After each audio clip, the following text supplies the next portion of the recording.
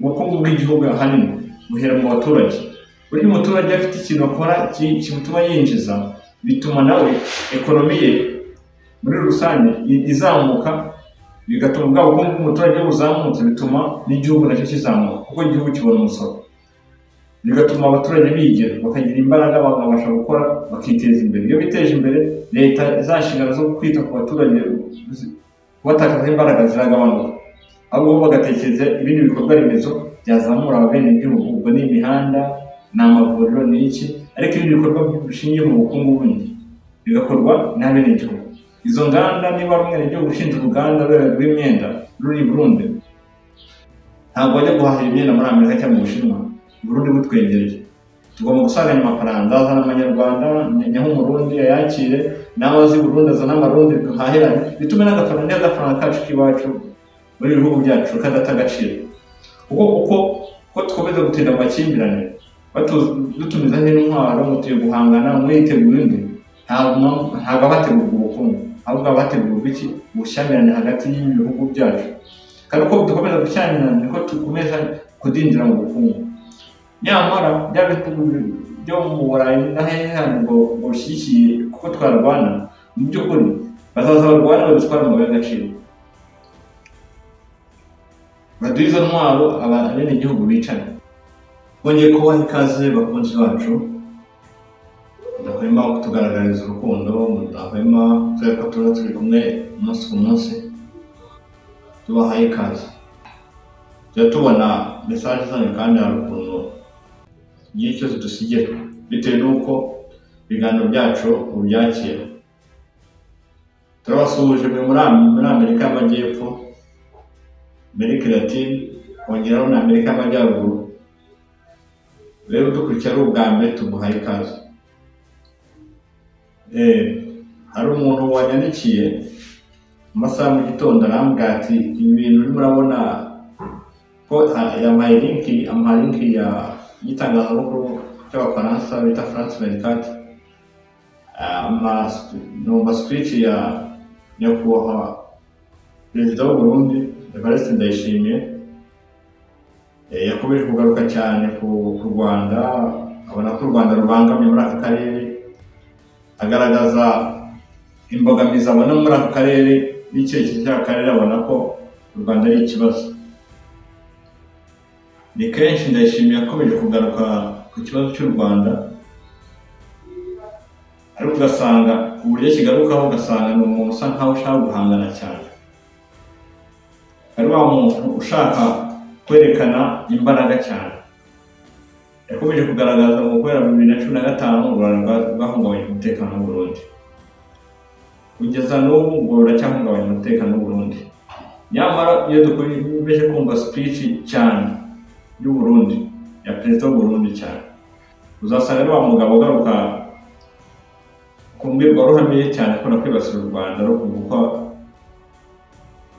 abishaka uko abyumva. Ariko se mu by'ukuri mwebwe mubasha gukurikira speech ya Ndayishimiye, byageze mwandika muri comment, mutugaragariza ko ikibazo gihari, kuko ngewe kugeza n'ubu ikibazo cya Ndayishimiye ntabwo ndasobanukirwa ibyo ari byo. Ahora yivuga, ategura intambara, akakereka plan y'ubuni urugamba azarupanga, uzaca mu Kibitoke, ngo nanjye nzaca Kirundo nyure Bugesera, nanjye njye gufata Kigali. Kandi mu by'ukuri u Rwanda ntabwo rero rudekaraye intambara u Burundi, ariko usanga u Burundi buhora bwikomanga buvuga ngo u Rwanda rugiye gutera u Burundi, nta hantu u Rwanda, nta jambo rw'umuyobozi w'u Rwanda, nta jambo na rimwe ry'umuyobozi w'u Rwanda yigeze rigaragara cyangwa se ryumvikana bavuga ko bagiye kuzatera u Burundi. Ariko u Burundi buhora bwikekakeka, ugasanga nabwo butesha impagarara mu karere.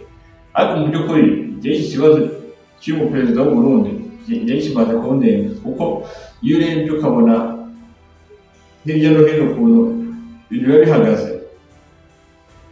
Bageze muri Congo baratsindwa, ngira ngo barabizi neza ko batsinzwe, nuko batemera. Ubu hari umunyamakuru wa France 24 bamubazaga ati se ingabo 10,000 by'ingabo z'u Burundi byagiye muri Congo biracyarwanayo. Ndayishimiye avuga ati ingabo, yamusubije mu ijambo rimwe ati ingabo twoherejeyo ziracyariyo ntabwo ziravayo. Amubajije umubare ntabwo yigeze amugaragaza, ariko mu by'ukuri amakuru menshi bagiye mukurikira, bagiye mubona ko Ndayishimiye abasirikare benshi bagendaga bahansiba ku rugamba baraswe na M23. Yego ntiyeruraga bivuge kugira ngo badahungabanya abenegihugu be, ariko mu by'ukuri ibintu Ndayishimiye abarimo simbizi kabisa. Ntabwo ashaka kwegera abandi bayobozi ngo baganire bumve icyerekezo cya Kongo babashe kugishakira n'igisubizo. Ari mu bintu by'ubuyobe, arahora akeka u Rwanda se mushaka hirya bamuteza ngo ubutaka bw'u Burundi babutwara, buri gihugu gifite imipaka yabo. Ntabwo batinya gutera u Burundi, kandi ntabwo bavodera imbibi z'u Burundi ngo bagiye kugitera igihugu cy'u Burundi. Cyeka aho bagamije kuvuga ati wenda bagiye gufata intara ya Kirundo, Cibitoki n'izindi ntara zikora ku Burundi n'u Rwanda. Ariko ikintu Ndayishimiye akomeje kwikeka, sinzi ikibazo kugeza n'ubu Ndayishimiye afite. Ubwoba afite simbuzi, kuko nawe yagashatse ikintu cyafasha abaturage be mu kwiteza imbere, abona ahubwo babikamo ubwoba ngo u Rwanda rugiye gutera u Burundi. Ibyo byonyine, guhora uvugana amagambo byonyine byaca intege abenegihugu, bigatuma bata umurongo. Nta n'ibikorwa remezo mububakira nibura ngo bateze imbere, ahubwo ugasanga na hantu hakava igishoro cyazamura igihugu cy'u Burundi. Ubwo igishoro nta kigomba kuva ni mu baturage, imishinga bakora yabateza imbere. Ariko bicaye ugasanga aribwo babwira ati u Rwanda rugiye gutera u Burundi. Bituma naho umuturage akaba igihe icyo akora mu gihugu cy'u Burundi kugira ngo yiteze imbere. Aho aravuga ati se uko ndashora imari kandi uko bagiye kudutera. Nubwo Ndayishimiye akagabanyije ibintu byo gukomeza gutera bene igihugu be ubwoba, mu by'ukuri u Rwanda nta gahunda yo gutera u Burundi bafite. Abavuga ati ngo bazabicisha muri Leta Itabara ngo bamweze gutera u Burundi. Ariko reka ngerageze baza abantu muri iki, sibyo? Bagerageze umuntu ashyira na komenta tunaganire, kugira ngo ibyo tuganiraho bigire umurongo. Ese iyo mureba u Burundi, niba koko Ndayishimiye abuyoboye neza kandi bafite icyerekezo, ni gute abenegihugu be baterwa n'undi murwi wo hanze cyangwa se undi mutwe wo hanze, kandi kuko azi ko yiyoboye neza? Bisobanuye ko u Burundi bushobora kuba buyobowe nabi, cyangwa se budahabwa ubuyobozi uko bwakabaye buhabwa ubuyobozi uri ku murongo. Ko ntabwo bambwira ngo igihugu kizaterwa, ahubwo Ndayishimiye niyite ku baturage be, abaha icyo bagomba kubona. Niba ariyo peteroli yabaye ikibazo, icyo gitoro kibashe kuboneka, abaturage bakora biteza imbere. Naho bahora mu gihugu barira ngo igitoro cyazamutse, isukari yazamutse, ibintu byose byazamutse, ahubwo ntabwo ari no gukemura iki kibazo. Kuko niba Abarundi bahora bataka ubukene, yakabaye ari umuntu ufata iya mbere akabitaho, akumva icyo bakeneye akabafasha. Ni kenshi yirirwa aririmba ngo igiturire. Niba polisi ihari, yakora icyo kugira ngo ayirwanye. Reka nta nubwo yakabaye anagira n'ikibazo n'u Rwanda, ko ni igihugu cy'abavandimwe tunaganira, tuvuga Ikinyarwanda. Ni igihugu dushobora no gusurana hagati yacu tukungurana inama yaduteza imbere. Kuko amahirwe tunagira nk'Abarundi n'Abanyarwanda dufite ikintu kiduhuje, ururimi n'umuco burya n'umwe. Ariko Ndayishimiye arimo arazanamo ibintu by'urwango, kandi numva ntacyo bizamura. Kandi yibuka Ndayishimiye ko buriya u Rwanda n'u Burundi bihana umupaka munini cyane, ntabwo twakabaye tujyana ikibazo. Ibyo mwibuka ko ibihugu muhana imipaka ari ibihugu bitatu byonyine. Burundi buhana imipaka n'u Rwanda, bugahana na Tanzania na Congo. Bivuze ngo rero mukomeza guhangana gutya, nta kintu mbona Burundi buzageraho. U Rwanda ntirwize rufunga imipaka mu by'ukuri. Ubundi bwafashe iya mbere gufunga imipaka, ariko u Rwanda ruri rufunga imipaka. N'ikimenyimenyi n'amakara iyo Burundi acyaca ku butaka bw'u Rwanda, akajya mu bindi bihugu aciye ku mupaka w'u Rwanda. Aracyakora ubucuruzi akajya ku butaka bw'u Rwanda. ese koko niba ari abantu bafite umugambi mubi bakabaye ibinyabiziga byaba bikomeye, abenegihugu baraza mu Burundi mu Rwanda tukabakira, ariko baza mu Burundi ugasanga ikibazo ngo ni ngombwa bakoresha indege. Ni gute igihugu bituranye byo gukoresha indege kandi ubutaka bushoboka? Atari ikibazo cyihutirwa na mu bakoresha indege. Nuko u Burundi nta kibazo gihari n'u Rwanda, ahubwo bige kubana n'u Rwanda bumva ko nta kibazo, ko uko bicara bahangana nako igihugu cyabo gikomeza gusubira inyuma mukadindira mu bukungu.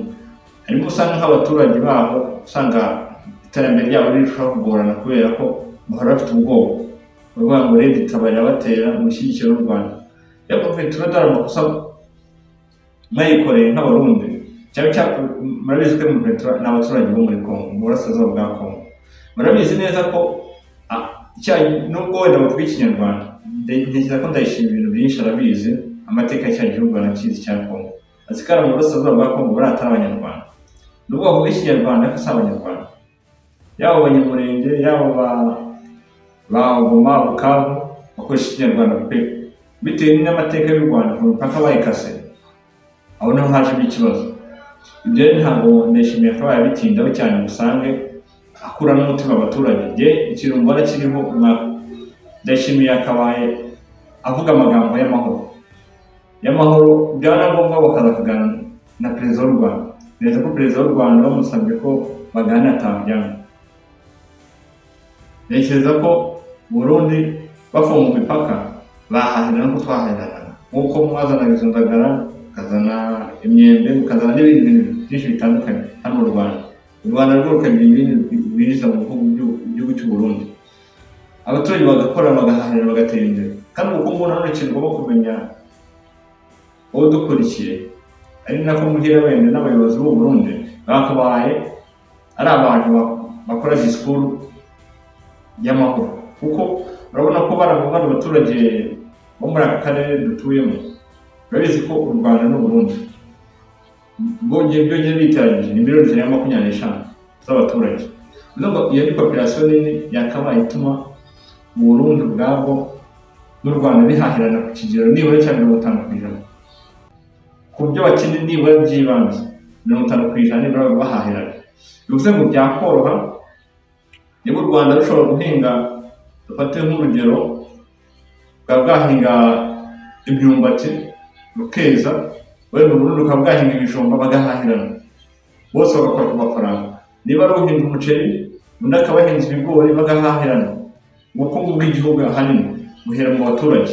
Buri muturage afite ikintu akora kimutuma yinjiza, bituma nawe ekonomi ye muri rusange izamuka, bigatuma ubwa bukungu bw'umuturage buzamutse, bituma n'igihugu nacyo kizamuka kuko igihugu kibona umusoro, bigatuma abaturage bigira, bakagira imbaraga, bakabasha gukora, bakiteza imbere. Iyo biteje imbere, leta izashingana zo kwita ku baturage, kubatakaza imbaraga ziragabanuka, ahubwo bagatekereza ibindi bikorwa remezo byazamura abenegihugu. Ubwo ni imihanda, ni amavuriro, ni iki, ariko ibindi bikorwa bishingiye mu bukungu bundi bigakorwa n'abenegihugu.